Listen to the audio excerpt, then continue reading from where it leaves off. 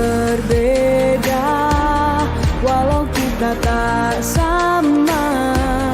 Radio Republik Indonesia, kita Indonesia sesungguhnya.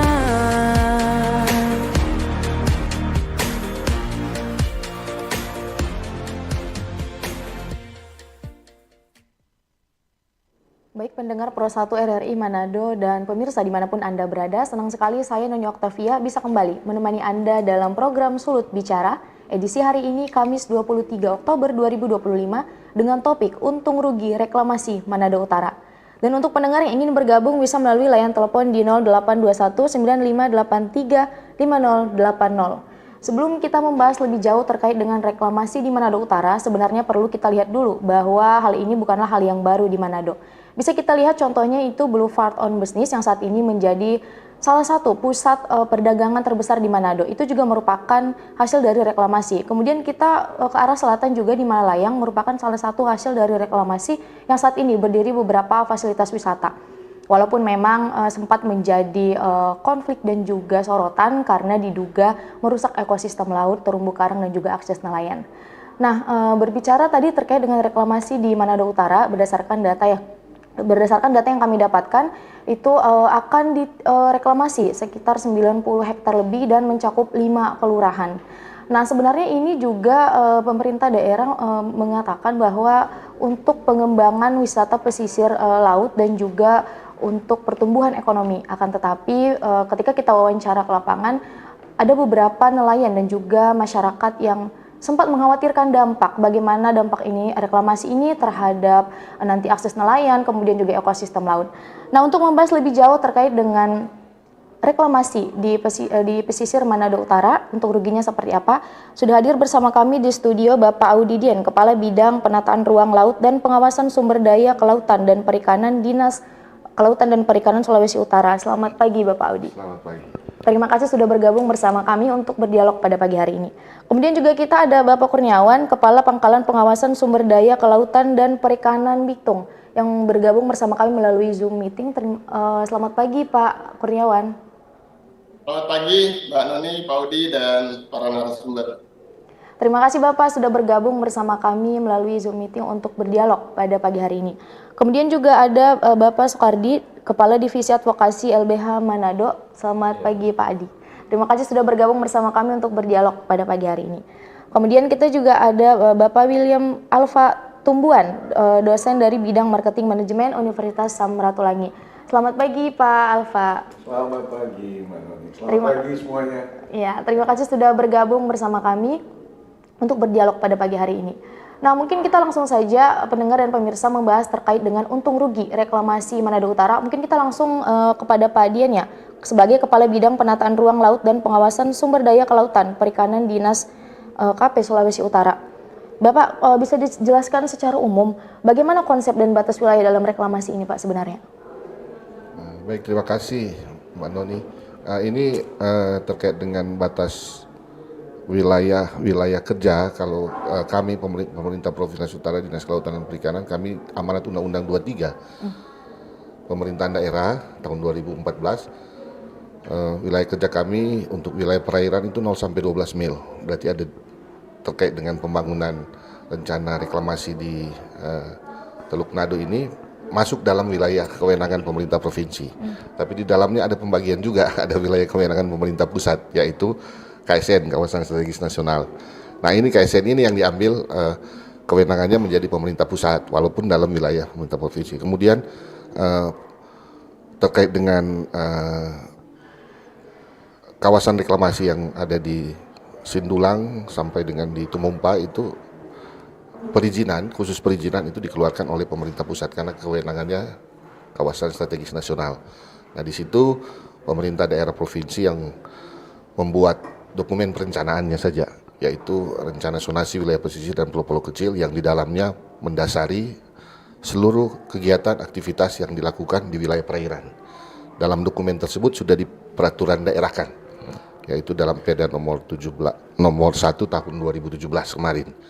Di dalam RZPP 3K sudah dijelaskan, pemanfaatannya sudah diatur, mana daerah-daerah sesuai dengan pasal 22 ditetapkan yang bisa direklamasi. Kalau terkait berbicara tentang reklamasi itu sudah diatur di situ untuk area tersebut. Nah, kami bukan merekomendasikan, tidak ada rekomendasi juga keluar di aturan terkait perizinan yang diberikan. Jadi kami hanya mengikuti pertemuan, kemudian menyampaikan ruangnya ini sudah sesuai atau tidak. Kami sampaikan sesuai ruang. Demikian. Oke, baik. Kita beralih dulu ke Pak Adi ya. Ya, Pak Adi. Kalau dari segi lembaga bantuan hukum ini, dari segi hukumnya dan advokasi masyarakat, sebenarnya bagaimana potensi hal utama, sebenarnya apa hal utama yang harus diperhatikan terhadap reklamasi ini? Baik, terima kasih. Pertama saya harus menjelaskan secara kenapa masyarakat harus diperhadapkan dengan situasi proyek reklamasi. Paling pertama sudah disentil oleh Pak Audi bahwa secara legal, secara aturan atau secara hukum, pertama yang paling bermasalah itu dari hulu ke hilir.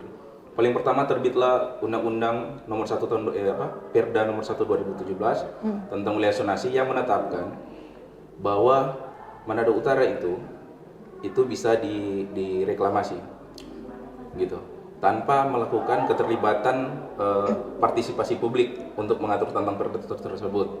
Kemudian di tahun 2018 terbitlah Pergub Nomor 16 tahun 2018 terkait tentang reklamasi bahwa di Manado Utara, Kecamatan Tuminting itu bisa direklamasi untuk fasilitas umum dan lain sebagainya. Itulah payung-payung aturan yang mencederai dampak kepada nelayan. Kemudian terbitlah SKL Surat Kelayakan Lingkungan Hidup dari Dinas Penanaman Modal yang diajukan oleh Pemerkasa, dalam hal ini PT MUP, SKLH tentang kelayakan lingkungan hidup. Oh, maaf, mic-nya Kak, maaf. Oh iya, ya silakan. Tentang lingkungan hidup, SKLH tentang kelayakan lingkungan hidup. Nah, dari situ proses yang dilakukan SKLH itu tidak sesuai dengan amanah peraturan perundang-undangan. Salah satunya keterlibatan partisipasi publik yang bermakna. Kemudian tim-tim tidak ada perwakilan masyarakat, khususnya yang terdampak dan terlebih khusus para nelayan. Kemudian di tahun 2022 terbit PKKRL dari Menteri Kelautan dan Perikanan terkait dengan reklamasi yang ada di Manado Utara itu dengan luas wilayah itu kurang lebih 90 hektar. Nah, berdasarkan dari regulasi ini kita dapat melihat pola bahwa bagaimana akan ada terdegradasinya satu profesi dan beberapa profesi yang lain. Dan kita melihat dari pola itu kan, secara regulasi, bahwa sudah sangat jelas yang dirugikan dalam hal ini adalah para nelayan tradisional, terkhususnya, karena salah satunya adalah wilayah tangkap itu akan semakin jauh. Nah, wilayah tangkap semakin jauh ini otomatis membutuhkan bahan pokok seperti minyak atau bensin untuk melaut, begitu, yang lebih jauh. Oke, baik Pak, kita beralih ke Pak Audi dulu nih, menanggapi hal tadi terkait dengan sosialisasi juga, dan juga berarti sebelumnya harusnya ada kajian juga ya Pak terkait dengan bagaimana nelayan ini jika memang reklamasi berjalan sesuai dengan yang digaungkan oleh pemerintah. Nah, kalau dari Bapak Audi sendiri dari Dinas Kelautan, sebenarnya apakah memang sosialisasinya sudah berjalan kepada masyarakat dan nelayan dan juga terkait dengan kajian untuk reklamasi ini Pak, seperti apa? Ya, terkait dengan sosialisasi itu memang kewajiban yang harus diberikan oleh apa ya istilahnya, pelaku usaha yang akan melakukan kegiatan reklamasi. Itu wajib dilakukan dan fokusnya ke masyarakat itu juga wajib. Tapi kalau dia tidak sampai ke sasaran mungkin tidak terakomodir untuk semua. nelayan yang ada di wilayah tersebut dengan data-data yang diberikan yang menjadi sasaran terkait dengan kewajiban untuk masyarakat nelayan yang menerima. Nah, kami selalu menanyakan apabila ada perusahaan yang ingin melakukan kegiatan aktivitas apalagi reklamasi ini dengan persyaratan yang cukup ketat yang diberikan oleh pemerintah pusat, dan kami di pemerintah daerah memastikan bahwa nelayan tersebut tersosialisasi. Kami menanyakan mana dokumen tersebut bahwa Anda sudah mensosialisasikan. Mereka memberikan, kami mengecek, kemudian ada juga kesempatan berikut kami meminta untuk silakan kalian sosialisasi, undang nelayan yang jelas, yang memang merasa terdampak di lokasi tersebut. Kemudian nelayan sekitar juga yang terdampak itu menjadi acuannya. Kemudian juga ada kajian yang cukup serius yang harus dibuat oleh pelaku usaha ini. Karena yang paling penting tadi disampaikan bahwa izin lingkungan itu sangat penting sekali, harus dikaji dengan baik dan teliti sekali. Nah, di situ merupakan dokumen yang menjadi kekuatan bahwa mereka bisa diterima untuk melakukan kegiatan reklamasi atau tidak. Kalau dokumen tersebut tidak benar, otomatis dia akan menghasilkan hasil yang juga tidak benar. Tapi jika dokumen ini dilakukan dengan baik, dengan kajian yang baik, pasti itu akan berjalan dengan baik. Kami sangat yakin itu. Oke, Demikian. baik. Bapak, kita ke Bapak Kurniawan dulu. Halo Bapak, apakah masih tersambung bersama kami? Ya, masih Mbak Ani. Iya Pak, tadi kita sudah mendengar dari sisinya Pak Audi dan juga Pak Adi ya. Kita mau mendengar dulu nih dari Bapak. Kalau dari pengawasan sendiri Pak, bagaimana memastikan kalau ternyata reklamasi ini tidak berdampak negatif terhadap nelayan dan juga biota laut dan ekosistem laut Pak? Dari segi pengawasannya seperti apa? Terima kasih Mbak Noni dan para narasumber. Mungkin sebelum masuk ke sana, kami memperkenalkan dulu bahwa saya di Pangkalan PSDKP Bitung, Pangkalan Pengawasan Sumber Daya Kelautan dan Perikanan. Wilayah operasi tugas kami di Pulau Sulawesi, di mana dalam pengawasan yang menjadi objek pengawasan kami adalah pengawasan sumber daya perikanan dan juga sumber daya kelautan. Nah, terkait dengan sumber daya kelautan itu yang salah satunya tentunya adalah kegiatan pemanfaatan ruang laut. Dan dalam pemanfaatan ruang laut ini ada reklamasi yang seperti yang kita bahas pada pagi hari ini. Nah, pada dasarnya kami di Pangkalan PSDKP Bitung, tugas kami ini memastikan bahwa kegiatan pemanfaatan sumber daya baik kelautan dan perikanan sesuai dengan aturan yang telah ditetapkan. Nah, kami pada tahun 2024 terkait dengan rencana reklamasi di Manado Utara ini, kami juga sudah melaksanakan giat pengawasan di lapangan, di mana kami harus mengecek apakah kegiatan ini terkait dengan administrasi dan teknisnya, Mbak Nani. Jadi terkait administrasi yang kami cek, yang periksa tentunya izin-izin yang telah dipunya, apakah sudah punya. Kemudian teknisnya nanti, apakah kegiatan reklamasi yang dijalankan ini sesuai dengan izin yang telah diberikan, baik terkait luasan maupun kondisi yang ada di sana. Nah, pada saat ini hasil yang kami lihat bahwa secara administrasi reklamasi di Manado Utara itu baik dari sisi izin ruang dan izin pelaksanaan sudah dimiliki oleh pelaku usaha. Jadi PKKPRL sudah terbit di tahun 2022 dan juga PB Unku untuk izin reklamasi juga sudah terbit. Jadi secara administrasi untuk kegiatan reklamasi ini sudah memenuhi. Kemudian di situ juga kami melihat bahwa sebelum pelaksanaan reklamasi ada juga bangunan existing di sana yang dimiliki oleh pemerintah Kota Manado, yaitu tempat labu bagi kapal nelayan. Nah, sementara kami pun akan terus mengecek nanti apabila reklamasi ini sudah dijalankan, apakah sesuai dengan izin. Ini kan baru pada tahap akan reklamasi. Nah, tentunya dari sisi ini kami juga belum melihat potensi untuk itu. Nanti pada saat berjalan tentunya kami juga akan melaksanakan pengawasan juga. Nah, kemudian dari satu sisi bahwa kalau kita lihat memang reklamasi ini harus tetap ada ruang dialognya seperti tadi yang disampaikan oleh Pak Audi.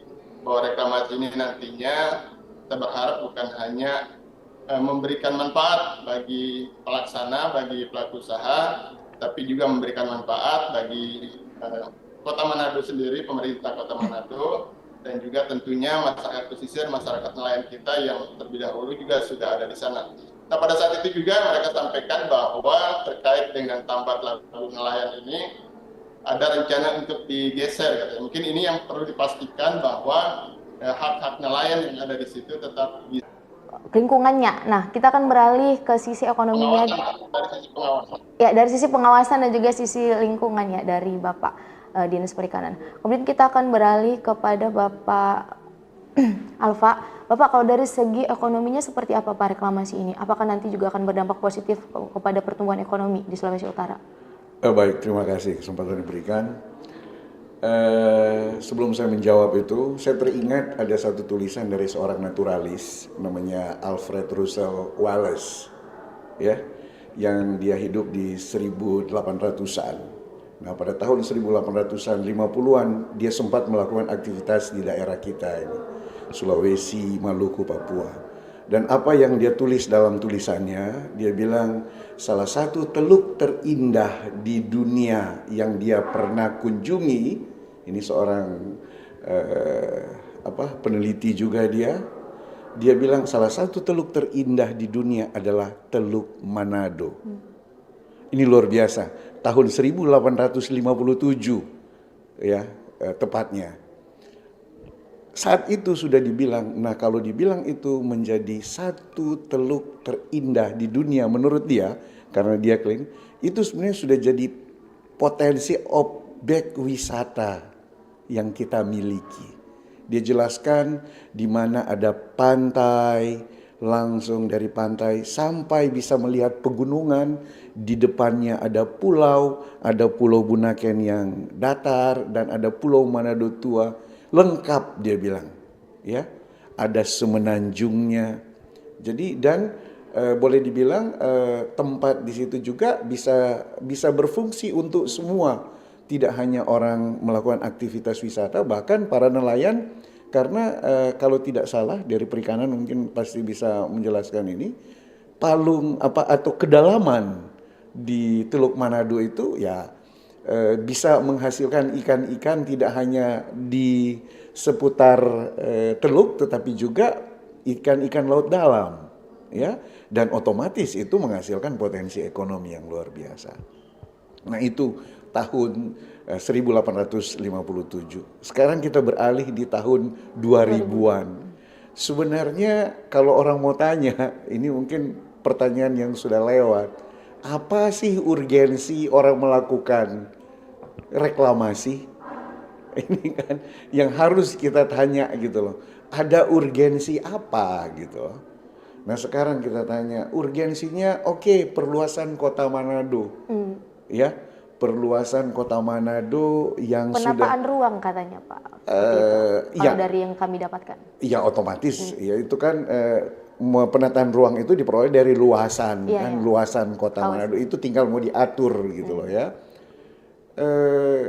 Tentunya kalau kita lihat pengertian dari reklamasi adalah di mana penambahan satu nah itu ya, itu melakukan reklamasi. Nah sekarang apakah dari yang disampaikan itu tadi memenuhi yang dibilang alasan urgensi melakukan reklamasi? Kalau kita bicara mengenai undang-undang dan lain sebagainya, ya peraturan itu kalau terjadi, ya kan? Tapi ini kenapa kita tidak menarik itu ya? Supaya di saat kita menentukan membuat undang-undang, peraturan, ya dampak-dampak apa yang ditimbulkan, bagaimana mengawasi, itu kita sudah dapati dari awal itu sebenarnya.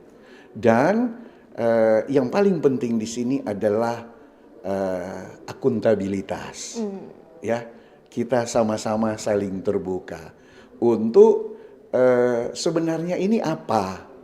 Produk reklamasi ini benar-benar memberikan manfaat ekonomi atau tidak, gitu ya. Kita bisa lihat sekarang sepanjang yang sudah terjadi Iya, iya. reklamasi, ya, apa manfaat yang diperoleh oleh masyarakat lokal? Apakah ini hanya keuntungan ekonomi hanya dinikmati oleh justru bukan masyarakat lokal, atau hanya kelompok-kelompok tertentu yang menikmati itu? Gitu ya. Nah, kita akan lihat, dan itu saya pikir sebagai pengambil regulasi, ya kita bijaksanalah untuk menyampaikan itu semua. Ya, kita secara terbuka, manfaat. Saya setuju tadi ada dibilang kita buat dialog, ya, Benar-benar. karena dialog ini benar-benar mewakili para pemangku kepentingan untuk kemaslahatan umat. Jadi jangan kita dapat keuntungan ekonomi juga tinggi. Saya tidak mau karena saya dari ekonomi bilang keuntungan ekonomi, tapi ternyata lingkungan jadi rusak. Ya, masyarakat sekitar misalnya tidak lagi menikmati dulu pantai, kita Iya, bisa duduk lihat ini. Salah satu kekhawatirannya sebenarnya itu ya Pak ya. Nah, Kalau seperti seandainya itu. memang reklamasi ini sudah berjalan, pastinya salah satu kekhawatirannya tidak bisa secara seperti sekarang lagi nih, bisa bebas masuk keluar seperti itu. Iya, sebenarnya bisa, makanya saya bilang tadi, itu apakah memberikan manfaat buat masyarakat, kemudian tidak ada, apa boleh dibilang, tidak ada komplain ya dari masyarakat dulu begini. Tapi di samping seperti itu juga kan reklamasi ini juga belajar untuk kita mendidik juga masyarakat. Iya, iya. Gitu ya.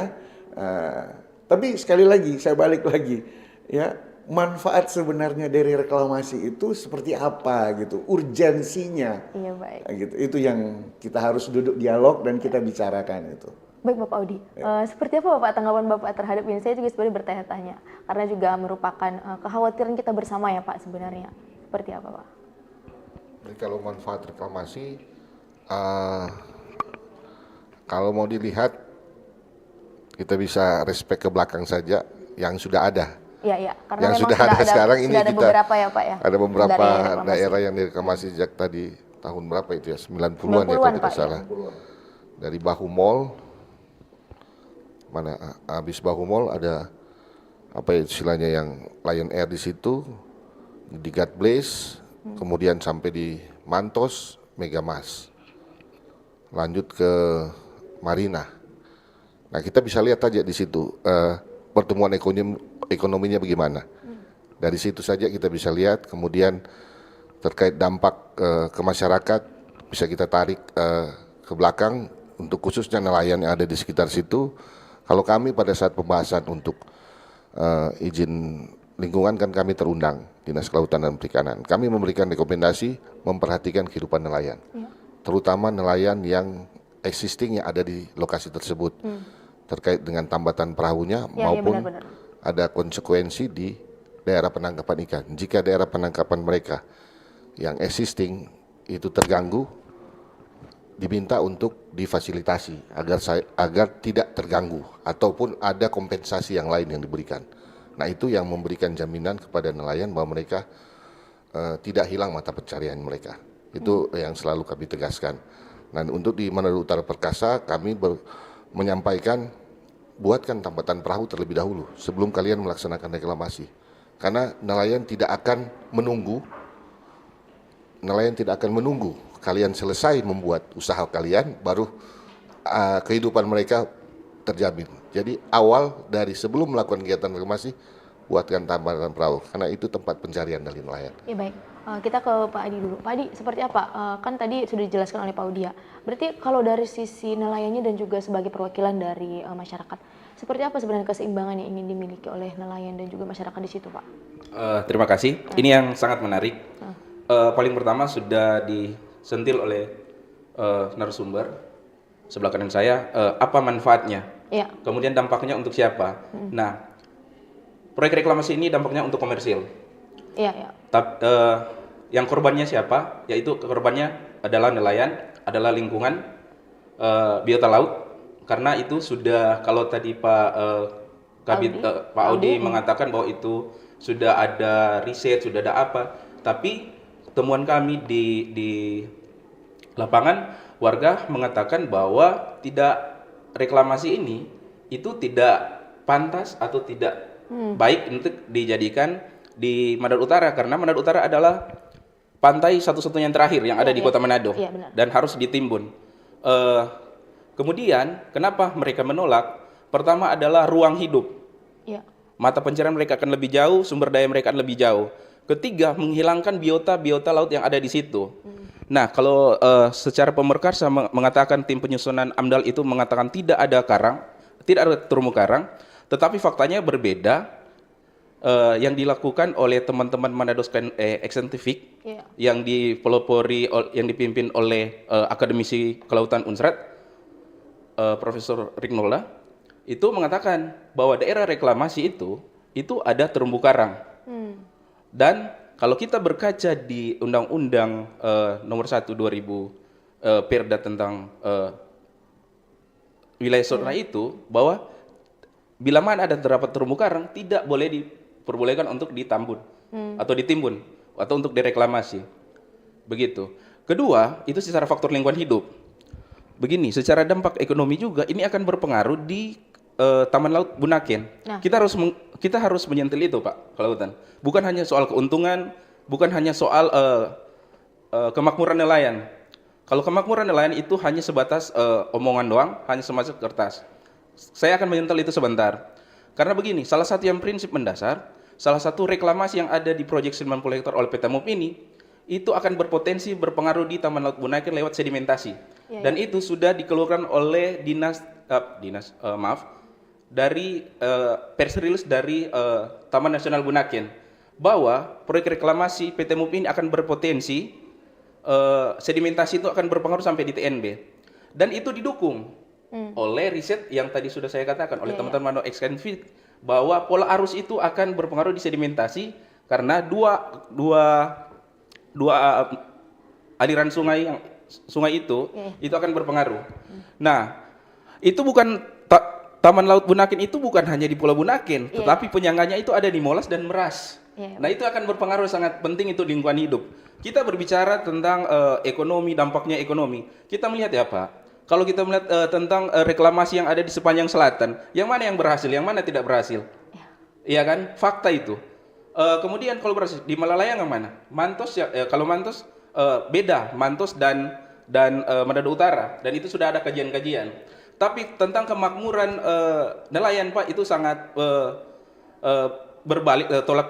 bertolak sekali, karena sepanjang kami melakukan riset di tahun 2019, malah kemakmuran nelayan itu mengalami kemunduran yang sangat drastis, menurun pendapatan mereka.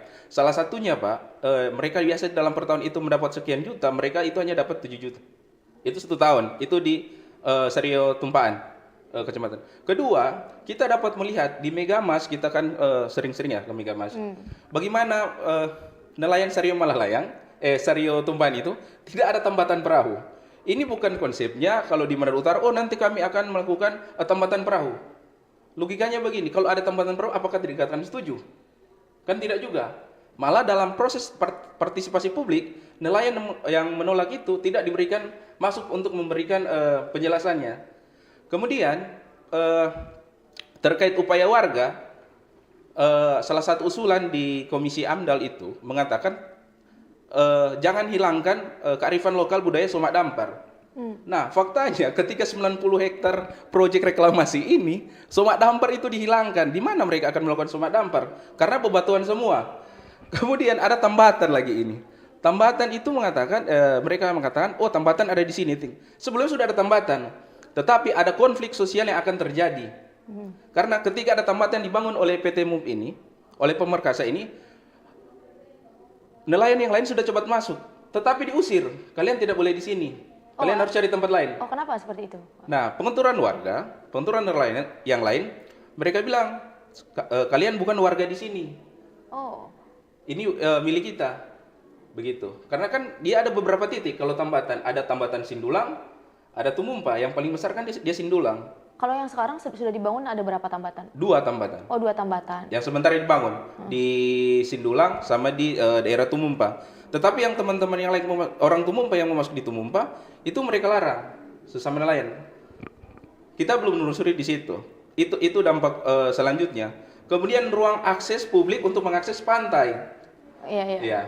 Kemudian perlu saya tegaskan lagi, pengaruhnya reklamasi ini adalah TNB itu. Itu yang Ya, penting. Taman Nasional Bunaken. Iya. Ya. Bukan hanya Bunaken, bukan hanya TNB itu, bukan hanya Pulau Bunaken, tapi penyangga-penyangga di ya, situ. Baik. Dan itu sudah ada di riset yang sudah dibuktikan. Terima kasih. Ya baik, pembahasan kita semakin menarik ya pendengar, tapi sebelumnya kita akan kembali lagi setelah jeda-jeda berikut ini. Kanal informasi dan inspirasi Pro 1.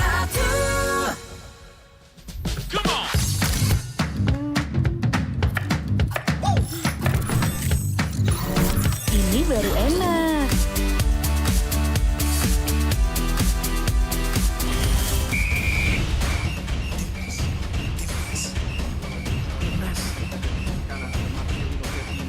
Bentar Mi. Ngapain sih Pi, ganggu aja? Lepaskan tenang. Masuk. Luar biasa selesai dari Witan Sulaiman. Mami, Papi, aku baru aja diinterview di Pro 2 FM.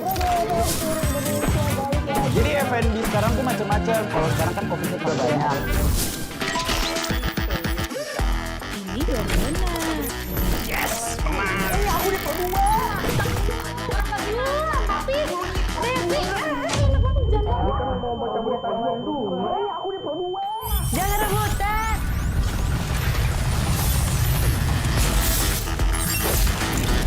Eits, jangan rebutan. RRI bisa dinikmati dari mana aja dan di mana aja. RRI multiplatform, multi konten.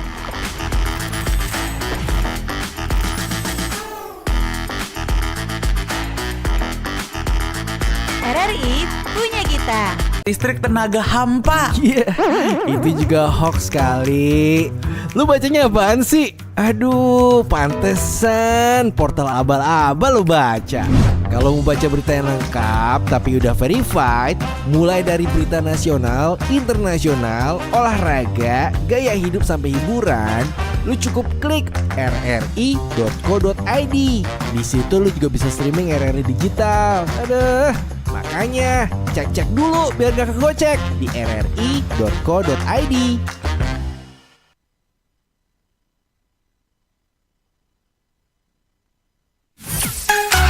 Kanal informasi dan inspirasi Pro 1. Baik pendengar, kembali lagi bersama kami di Sulut Bicara dengan topik untung rugi reklamasi Manado Utara. Untuk Anda yang ingin bergabung bisa melalui line telepon di 082195835080. Nah, sudah bergabung bersama kami Bapak Peter. Halo Pak. Halo Bapak. Boleh perkenalan dulu Bapak Peter? Terdengar jauh suara ini. Halo Pak, apakah terdengar? Suara terdengar jauh. Halo Pak. Ya, ini dapat dengar. Oke. Halo. Ya Pak Peter, silakan perkenalan dulu Bapak. Waduh, yang suara laki-laki tadi jelas. Kenapa yang ibu ini agak ngobrol jauh? Halo Pak. Ya boleh. Oke. Silakan Bapak Peter. Boleh perkenalan dulu? Halo? Halo? Iya, Bapak Peter ini merupakan salah satu aliansi yang menolak reklamasi Bapak. Kita mau mendengar tanggapan dari Bapak dulu terkait dengan untung rugi reklamasi di Manado Bapak. Silakan Pak.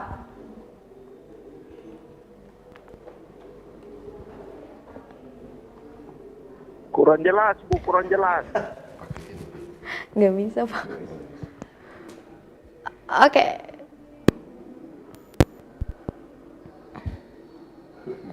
Oke, mungkin kita telepon ulang nanti ya Bapak ya. Iya, kami Oke. pihak yang tidak setuju dengan reklamasi, Bu. Iya. Ya silakan Pak, bagaimana Pak tanggapannya? Apakah sudah terdengar? Bisa. Ya, silakan. Iya, jadi rencana reklamasi ini memang secara legalitas di kenegaraan ya mereka udah dapat izin katanya sih.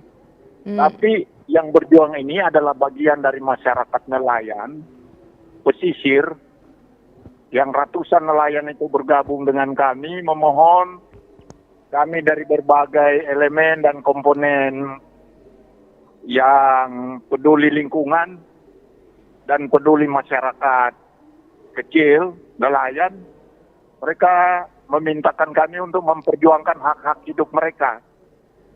Dan mereka sama sekali tidak dilibatkan. Pernah mereka diundang beberapa kali oleh pihak pemerintah dan PT MOP, namun usulan-usulan mereka tidak ditanggapi, tiba-tiba sudah muncul ada pihak-pihak nelayan katanya yang mendukung. Dan mereka sampai saat ini tidak ada lagi yang menghubungi atau akomodir suara-suara mereka dan kepentingan mereka sebagai nelayan yang punya hak dan dilindungi Undang-Undang Perlindungan Nelayan. Ya baik Bapak. Oke baik Pak Peter, terima kasih Bapak untuk tanggapannya di topik kita pada pagi hari ini. Mungkin kita sapa dulu Pak Kurniawan nih. Bapak, halo Bapak, masih bergabung bersama kami? Ya masih Mbak. Iya masih Pak. Baik Pak, ini kita beralih kepada bentuk mitigasi dan pengawasannya yang akan diperkuat dari segi pengawasan Pak. Kalau seandainya reklamasi ini memang berjalan, seperti apa Pak? Ya, terima kasih Mbak. Kami di pengawasan ya di PSDKP pada dasarnya kami tidak bisa mengomentari terkait dengan proses bagaimana izin itu keluar. Pada posisinya bahwa kami di Pangkalan PSDKP Bitung sesuai dengan tugas fungsi kami memastikan bahwa setiap kegiatan itu dilaksanakan sudah ada perizinannya dan kegiatan itu dilaksanakan sesuai dengan izin yang diberikan. Terkait memang apakah kegiatan itu misalnya disetujui, tapi misalnya dia belum punya perizinannya, tentunya tetap ada penindakan dari kami. Nah pada intinya setelah mereka sudah memiliki perizinan ini, kami ke depannya tinggal melihat apakah pelaksanaan reklamasi itu sesuai dengan perizinan yang telah diberikan. Mungkin demikian, Pak Noni. Ya baik, terima kasih. Bapak, tadi kita sudah mendengar dari Pak Peter. Kalau dari Pak Udi sendiri seperti apa Pak tanggapan dari Pak Peter tadi? Memang terkait dengan sosialisasi lagi ya Pak, kembali lagi ke sosialisasi ternyata memang yang menjadi masalah. Ya, memang benar sekali sosialisasi itu sangat penting karena banyak pelaku-pelaku usaha menganggap enteng sosialisasi. Ini sangat penting sekali sosialisasi. Dia harus masyarakat yang ada terdampak itu mengetahui rencana kegiatan apa yang akan dibuat oleh pelaku usaha di kawasan konservasi tersebut. Dengan memberikan sosialisasi yang baik, masyarakat pasti akan menerima juga dengan baik. Kecuali ya ada embel-embel di belakang, tapi dengan sesuatu yang baik pasti semua akan baik. Kemudian terkait dengan tadi yang disampaikan juga bahwa risiko terkait reklamasi memang cukup ada semua. Risikonya ada, tapi dalam dokumen kajian itu sudah diantisipasi risiko-risiko tersebut, baik itu aspek lingkungan yang ada di lokasi yang direncanakan akan reklamasi. Tadi disampaikan juga dari dari Pak Adi bahwa memang ada daerah-daerah yang terindikasi ataupun berdasarkan kajian dari penelitian dari siapa bahwa ada terumbu karang. Nah kami juga bisa berargumen, Bapak juga bisa berargumen, sama-sama kita mendengarkan argumen. Baik, silakan Pak. Saya juga bersama staf pernah turun ke lokasi itu. Kami menyelam di tahun 2018-2019. Perairan itu PC semua. Menyelam, keluar ke atas ada warna kuning yang lewat. Aduh minta maaf. Kita ingin tahu dari daerah mana itu. Nah itu kejadiannya. Kemudian kami coba mengecek spesies ikan apa yang masih ada di situ. Karena saya juga dari alumni Fakultas Perikanan. Saya tahu kondisi bagaimana kita meneliti, melihat kondisi perairan yang baik. Nah, kondisi-kondisi ini yang sudah kami teliti, kami lihat langsung, kami dapati memang tidak ada sesuatu yang bisa nelayan mendapatkan ikan di situ. Menggunakan tadi jaring juga, yang jaring katanya. Ya, kalau ikan masuk, itu ikan berwaya untuk ikan pelagis. Tapi kalau ikan karang yang hidup di situ tidak ada lagi. Oh, baik. Kalau ikan pelagis memang dia berwaya, dimanapun dia bisa masuk. Ya, Buayanya. terakhir kali Bapak melakukan itu di tahun berapa ya Pak, kalau kita boleh tahu? 2018, 2019. Oh, Kita 2019, sempat turun oke. karena mereka mulai bermohon untuk permintaan izin. Nah, kami harus cross check lapangan. Ya, Sebelum kami mengeluarkan bukan ya semacam ada persetujuan, bukan persetujuan, dokumen persetujuan ya, hanya melihat lokasinya ya. bahwa kalau sesuai dengan aturan pemerintah, sesuai Perda, itu ruangnya sudah sesuai. Tapi kita akan lihat ekosistemnya, karena ekosistem ini penting selalu. Jadi aspek lingkungan, kemudian ada aspek sosial budaya, Ya. nelayannya. Ya, seperti apa Pak kalau sosial budayanya? Nah, sosial budaya nelayannya kita cek ke lapangan, nelayan yang beraktivitas sekitar situ. Ya. Dokumentasikan, foto, data nelayan-nelayan yang ada, kelompok-kelompok nelayan yang ada. Koordinasikan dengan pemerintah kabupaten kota. Khususnya kalau di Kota Manado, kita koordinasikan bahwa ini nelayan yang terdampak di wilayah kalian. Berarti pada saat itu. keterlibatan dengan masyarakat itu sebenarnya sudah ada Pak? Ada keterlibatan dengan masyarakat. Oke. Nah mungkin ada 1-2 orang Ya. masyarakat nelayan yang tidak sempat ikut Oke. sosialisasi. Nah itu selalu kami sampaikan ke pelaku usaha. Tolong kunjungi mereka, tanyakan, atau cari waktu untuk disosialisasikan. Tapi kembali. Pak, kalau boleh kita tahu, berarti Dinas Perikanan ini ada berkolaborasi dengan siapa saja Pak dalam hal ini? Kita kolaborasi dengan Dinas Kota Manado juga, Ya. karena ada perikanan. Karena kewenangan pemberdayaan masyarakat itu ada di Kota Manado, sesuai dengan aturan. Kita hanya di wilayah perairan laut. Kemudian juga koordinasi dengan pengawasan, ada PSDKP Bitung. Nah itu, maka itu pengawasan juga nanti penting pada saat mereka melakukan kegiatan untuk reklamasi, Ya. perlu diawasi. Diawasi bukan hanya aparat, masyarakat juga silakan mengawasi. Agar supaya ini pembangunan ini sudah sesuai dengan aturan yang ditetapkan. Jika terjadi pelanggaran-pelanggaran, ya silakan dilaporkan, ditindak. Tapi belum ada kegiatan reklamasi sudah heboh seperti Kekhawatiran, istilahnya Pak, sebenarnya. Khawatiran, iya. Nah kita lihat dulu lah perkembangannya bagaimana, aturan-aturan dari awal, perizinan-perizinannya. Kalau ada salah di perizinan, silakan kita komplain. Ya, oke, baik Pak. Tapi jangan kita komplain yang belum kita buat. Iya, iya, iya. Belum ada. Kalau mengatakan bahwa Bunaken rusak, silakan kalian lihat bahwa ada kajian juga yang kami lihat di Fakultas Perikanan dan Kelautan.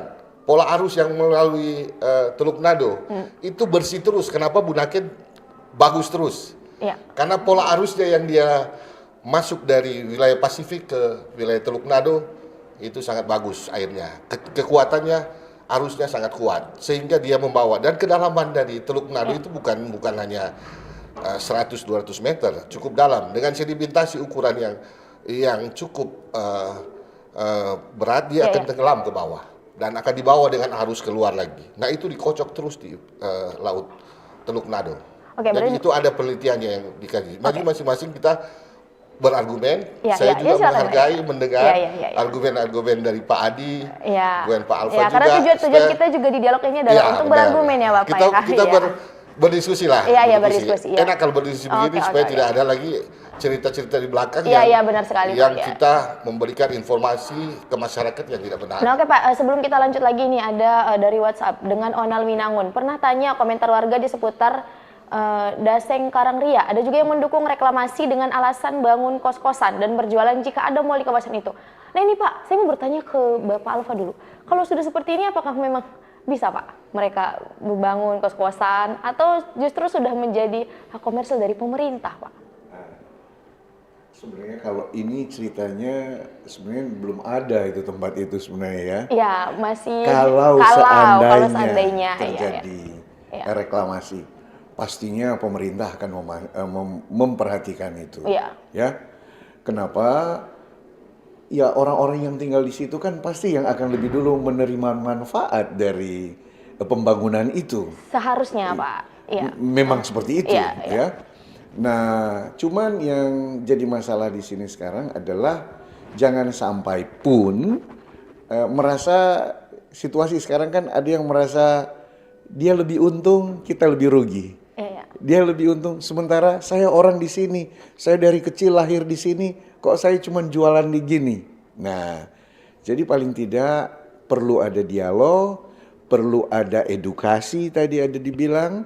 Jadi tidak hanya sekedar nyaman kita tinggal, tetapi kita juga bisa berusaha di situ dan kita bisa meningkatkan taraf hidup. Itu satu. Yang kedua, kalau itu pun terjadi, kita buat supaya orang datang ke daerah itu tidak sama dengan Pak Audi bilang, sementara menyelam ada kapal selam kuning di atas. Nah itu yang kita tidak mau. Artinya kalau ada orang tamu bukan cuma dari daerah lain tetapi dari mancanegara, itu sangat punya citra punya impresi yang baik sekali di daerah itu, dan itu akan menjamin mereka untuk datang dan otomatis aktivitas ekonomi itu akan meningkat. Itu pastinya. Tapi kalau seandainya itu dibuat hanya sekedar untuk memenuhi aktivitas proyek, itu kan. Tapi tidak seperti itu kan pemerintah. Semua aspek dipikirkan, saya pikir. Baik, kita ke Pak Adi dulu. Bagaimana Pak Adi tanggapannya? Kita sudah mendengar dari Pak Alfa, sudah mendengar dari Pak Audi juga. Seperti apa Pak kalau dari LBH-nya sendiri? Ya silakan. Itu yang saya tegaskan tadi. Bahwa persoalan hari ini, persoalan reklamasi Manado Utara ini, itu bukan hanya kedar siapa yang untung. Tapi ada yang sudah saya sampaikan tadi, ada yang terdegradasi. Nelayan, profesinya, karena dampak sosialnya salah satu adalah dari dia nelayan, dia akan berubah profesinya. Iya benar sekali. Apakah memang itu sudah diantisipasi atau seperti apa ya? Nah, saya bahasa pemerintah kan kami sudah mengantisipasi dan saya harus menegaskan itu tahun 2018 Pak. Karena riset yang terbaru itu tahun ini yang dapat di permukaan. Karena begini, terkait tentang bagaimana beralihnya profesi. Makanya kan saya sudah menyentil tadi dari segi regulasi sehingga dapat kebijakan tentang PKRL dan SKLH. Nah, berarti di sini negara dalam hal ini pemerintah itu melakukan kajian secara yang baik, tapi di mata masyarakat dan di mata secara hukum kalau kita melihat pola dan regulasi ini adalah pemiskinan secara sistematis dan secara struktural. Itu pandangan dari masyarakat. Masyarakat lewat kebijakan-kebijakan yang tidak berpartisipasi. Nah, bahasa sosialisasi yang diagungkan terus, sosialisasi. Kita lihat begini, sosialisasi itu kan hanya satu arah. Tetapi kalau dibuka dialog secara dialektis, itu menjadi sesuatu yang bisa menjadi poin-poin. Jadi dua arah ya? Jadi masyarakat juga bisa menyampaikan. Sosialisasi itu walaupun kita tak ini kami minta. Oh, pemerintah sudah bikin begini. Itu kan sosialisasi itu kan bahasa yang sudah kami setujui. Pemerintah setujui. Keterlibatan masyarakat itu di mana? Dan ketika itu dilakukan diskusi publik yang dilakukan oleh Pemerkasa itu, ada beberapa poin yang disampaikan oleh tokoh masyarakat, walaupun di KPA itu Komisi Penilaian AMDAL itu tidak ada yang mewakili nelayan. Itu Pak, dari 10 itu tidak ada yang mewakili nelayan, malah wartawan. Tapi sebelumnya berarti sudah ada AMDAL ya sebenarnya? Nah, sebelumnya ada AMDAL. Ada KA-nya KA. Iya kan? Nah, itu masyarakat diwakili oleh salah satu tokoh mengatakan harus ada ini. Nah, tetapi salah satu itu pertahankan kearifan lokal sama dampak. Tapi itu tidak digubris di situ. Gitu. Nah, apalagi dengan usulan-usulan yang lain. Nah, dugaan ini terkontaminasi, ini yang setuju kami dekati, yang tidak setuju kami jauhi. Faktanya begini, di lapangan adalah wajib secara undang-undang wajib ketika Pemerkasa atau Komisi AMDAL wajib melakukan pengumuman lewat salah satu papan pengumuman. Nah, yang dilakukan oleh penyusun AMDAL adalah tim kepala penyusun AMDAL adalah lewat media cetak. Hari ini kita bertanya, kita menafikan profesi nelayan. Dintorong saja jarang di koran. Iya kan? Mereka jadi koran yang sebenarnya tentang akses papan informasi yang akses yang paling gampang untuk mereka dapat terkait proyek itu tidak dapat. Dan itu bisa dibuktikan terkait program ini tentang bagaimana informasi yang didapat. Malah masyarakat itu harus ke Komisi Informasi Publik sampai bersidang lagi untuk mendapatkan dokumen-dokumen terkait reklamasi di sana. Nah, di situ bagaimana kita melihat pola yang dilakukan bahwa sejak awal proyek reklamasi ini itu tidak memihak kepada warga. Iya, baik. Itu tidak melibatkan warga secara langsung atau secara bermakna yang menjadi subjek yang sebenarnya harus dilindungi oleh negara. Bagi kami melihat secara hak asasi manusia ini bahwa proyek reklamasi ini adalah satu bagian pemiskinan secara struktural terhadap nelayan dan masyarakat pesisir di Manado Utara. Terima kasih. Ya baik, ini sudah, terima kasih Pak Adi. Sebenarnya ini sangat menarik ya, tapi karena memang waktu kita terbatas untuk diskusi ini, kita baca dulu nih, ada komentar dari YouTube. Dari Bilatrok, merampas ruang hidup nelayan adalah pelanggaran terhadap hak asasi manusia.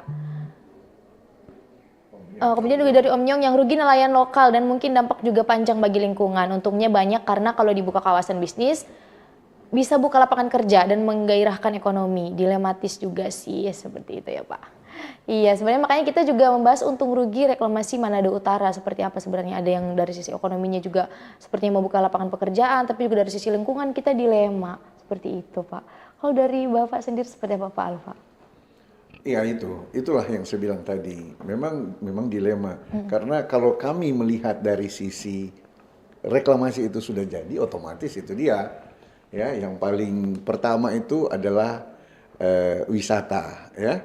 Dari wisata itu akan menghasilkan tenaga kerja, banyak industri-industri baru muncul di sana, banyak ide-ide baru yang bisa membangkitkan jiwa entrepreneur di sana, dan otomatis tidak hanya mensejahterakan masyarakat, PAD juga daerah. Iya, benar. Nah, dan kalau seandainya PAD itu meningkat, jangan cuma diambil untuk bagian yang lain, harus juga memperhatikan daerah itu gitu loh. Iya. Nah, jadi baik, karena memang waktu kita tinggal 6 menit lagi untuk diskusi, padahal sangat menarik sekali diskusi kita pada pagi hari ini.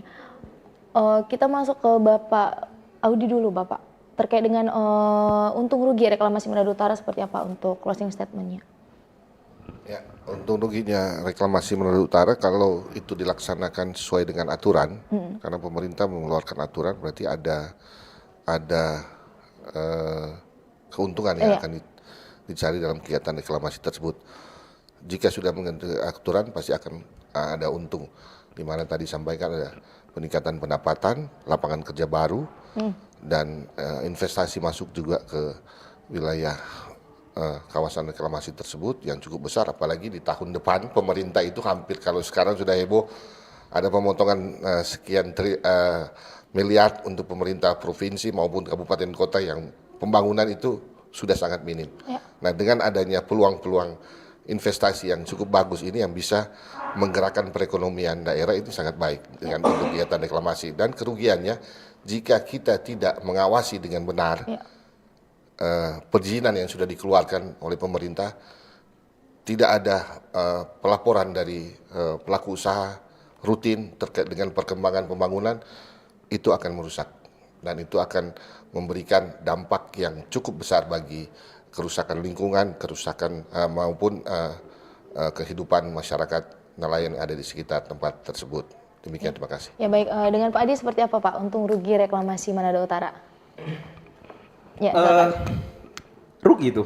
Iya, silakan. Tidak ada untung. Untungnya nilai investasi. Kalau investasi yang baik, kenapa daerah reklamasi di Marina Plaza, di Boulevard itu, kenapa hanya menjadi ini ya, gedung-gedung tanpa berpenghuni, ya kan, gedung kosong. Itu kalau menimbang secara investasi. Iya.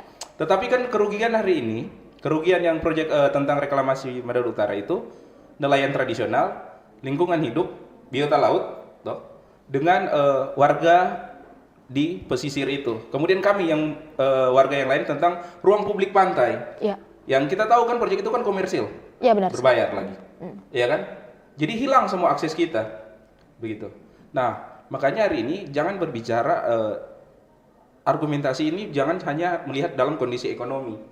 Tetapi bagaimana membangun masyarakat itu sendiri, bukan hanya hal ekonomi. Kita berkaca tentang lapangan pekerjaan. Hari ini, Serio Malalayang, Tumpaan, ya kan, ada mall, ada Mantos. Apakah masyarakat lokal bekerja di situ? Masalahnya masyarakat lokal tersingkir, bos, iya kan? Nelayan mana? Tidak ada tambahan, tidak ada akses untuk nelayan. Katanya di awan nanti masyarakat sekitar akan melakukan pekerjaan. Silakan buat riset di sekitaran berapa persen orang Pondol atau orang Sedatumpan itu bekerja di wilayah-wilayah reklamasi. Ya, baik. Terima kasih. Terima kasih. Warga tetap semangat. Ya. Kita harus memperjuangkan lingkungan hidup. Save Bunaken, save Manado Utara. Terima kasih. Ya, baik. Ya, dengan Pak Alfa bagaimana Bapak? Untung rugi reklamasi Manado Utara. Topik kita pada pagi hari ini. Iya, saya tidak ada satu pekerjaan yang tidak ada resikonya. Iya. Semua pekerjaan atau semua aktivitas manusia pasti ada resiko. Yang ada adalah untuk kalau terjadi resiko, bagaimana cara kita meminimalkan resiko. Iya, iya. Nah, untuk meminimalkan resiko itu, dalam dunia bisnis kita perlu negosiasi dan dialog. Iya. Ya, supaya win-win solusi itu kita bisa dapatkan. Iya, baik. Itu dari Ya, saya. baik, terima kasih Pak Alfa. Pak Kurniawan, bagaimana Bapak terkait dengan untung rugi reklamasi Manado Utara? Karena memang waktu kita sudah di akhir, Bapak. Silakan. Pak Dani, kalau kami dari sisi kami di PSDKP di pengawasan bahwa karena ini sudah ada izinnya, kalaupun nanti dilaksanakan, kami di Pangkalan PSDKP Bitung tentunya akan melihat apakah pelaksanaan reklamasi sesuai dengan izin yang telah diberikan. Demikian, Pak Dani. Ya baik, terima kasih Bapak. Terima kasih kepada narasumber yang sudah bersedia hadir untuk kita berbincang di Sulut Bicara pada pagi hari ini. Terima kasih pada Pak Alfa, Pak Adi, dan juga Pak Udi, dan juga Pak Kurniawan. Terima kasih juga kepada pendengar yang sudah bergabung. Dan maaf apabila masih ada beberapa pertanyaan dan telepon yang tidak bisa kita angkat dan kita respon pada pagi hari ini.